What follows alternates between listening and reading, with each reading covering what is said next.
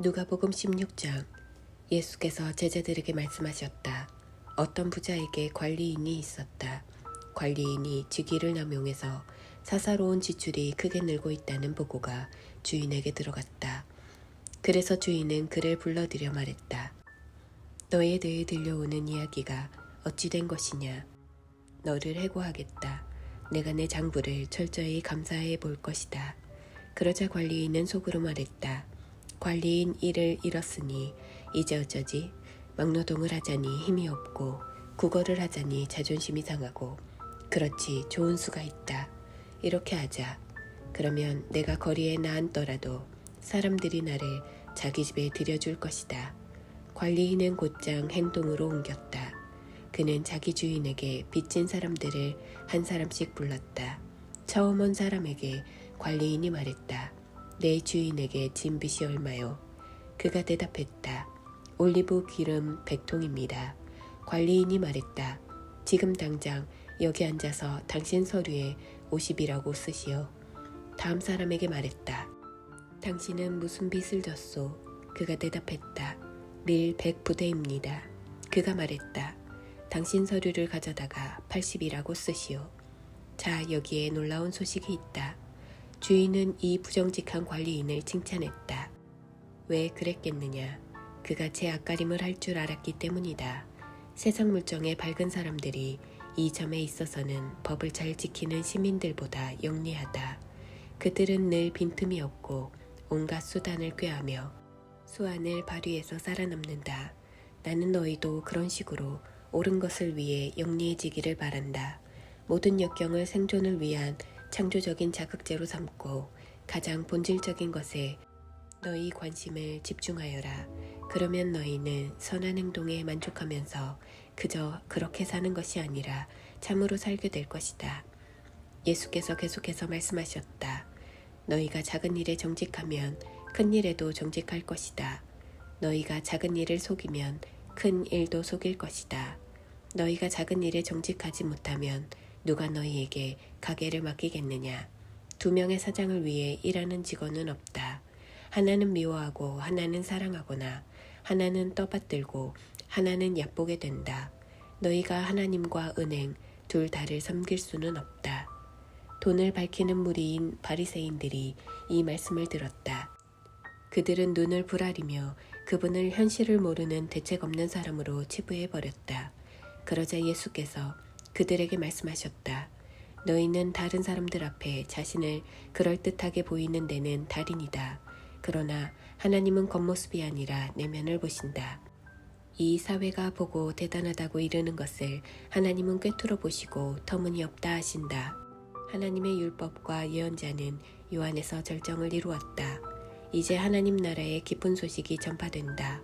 이것은 모든 사람의 마음을 끄는 초대다.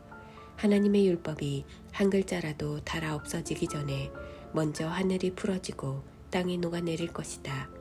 이혼법 규정을 구실 삼아 정욕을 덮으려는 것은 간음이다. 결혼법 규정을 구실 삼아 정욕을 덮으려는 것도 간음이다. 어떤 부자가 있었는데 그는 최신 유행하는 값비싼 옷을 입고 과시적으로 돈을 쓰면서 하루하루를 허비했다. 나사로라는 가난한 사람이 그의 집 문 앞에 버려져 있었는데 온몸이 종기투성이었다. 부자의 식탁에서 떨어지는 부스러기로 끼니를 때우는 것이 그 인생의 소원이었다. 그에게 다가와서 그 몸에 난 종기를 핥는 개들이 그의 가장 가까운 친구였다. 그러다가 이 가난한 사람이 죽었고 천사들에게 이끌려 아브라함의 품에 안겼다. 부자도 죽어서 땅에 묻혔다.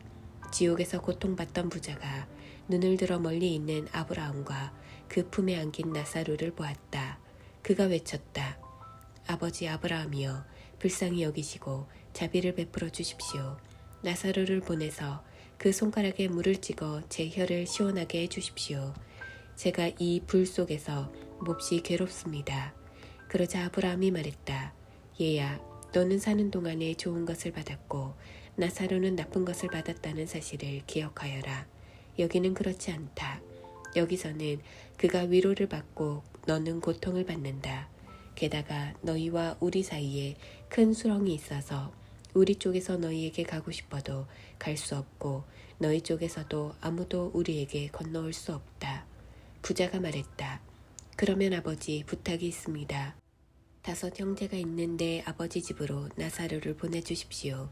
그가 그들에게 진실을 알리고 경고해서 그들만큼은 이 고통의 자리에 오지 않도록 해주십시오. 아브라함이 대답했다. 그들에게는 진실을 말해줄 모세와 예언자들이 있다. 그들한테 들으면 된다. 그가 말했다. 저도 압니다. 아버지 아브라함이여. 하지만 그들은 듣지 않습니다. 죽은 자들 가운데서 누군가 일어나 그들에게 간다면 그들도 자신들의 행실을 고칠 것입니다. 아브라함이 대답했다.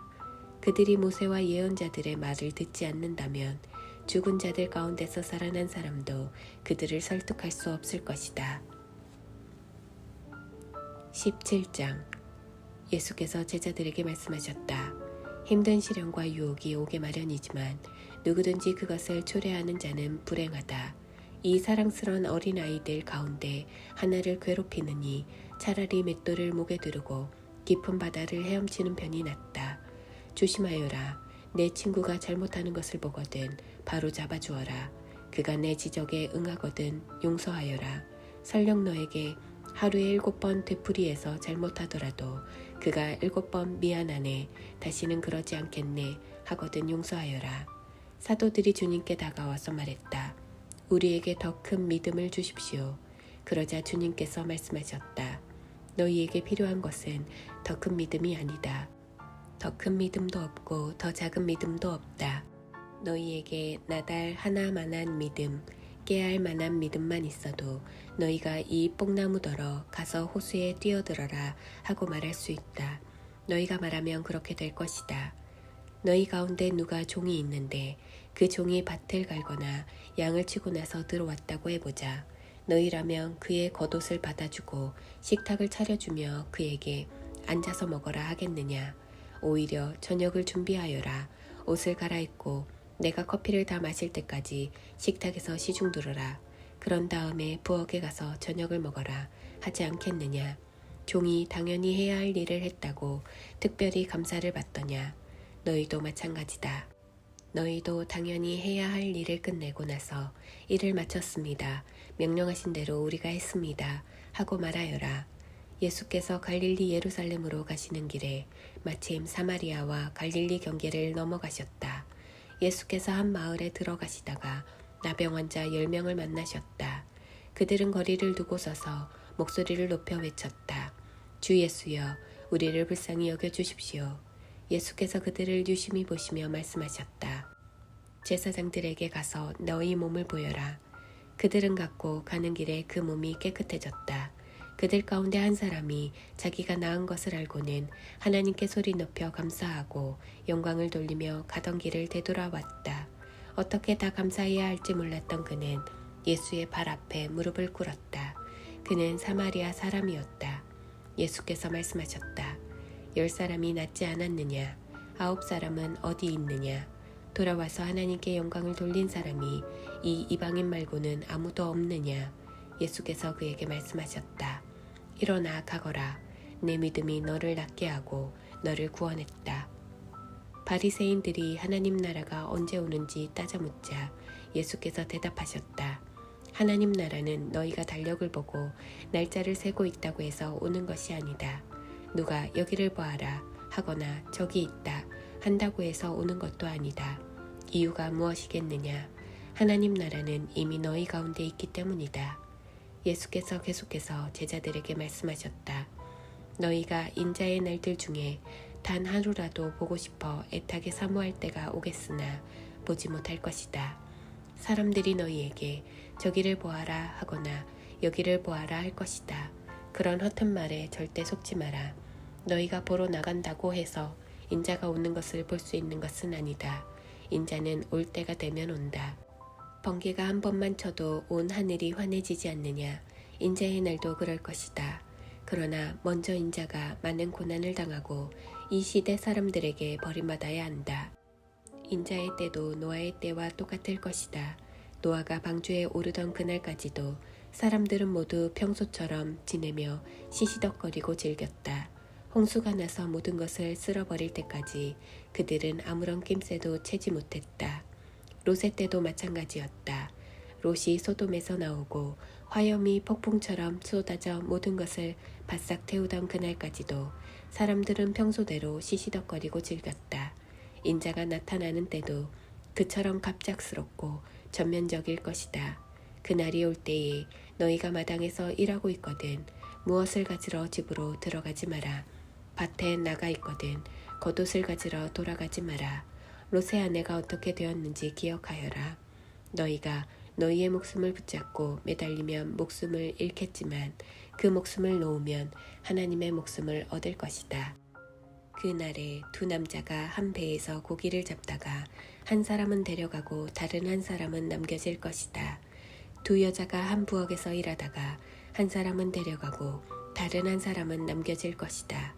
제자들이 이 모든 말씀을 받아들이려는 마음에서 말했다. 주님, 어디에서 그런 일이 있겠습니까? 예수께서 그들에게 말씀하셨다. 독수리들이 맴도는 곳을 잘 보아라. 독수리들이 먼저 시체를 찾아낼 것이다. 그 일은 내 주검 주위에서 시작될 것이다.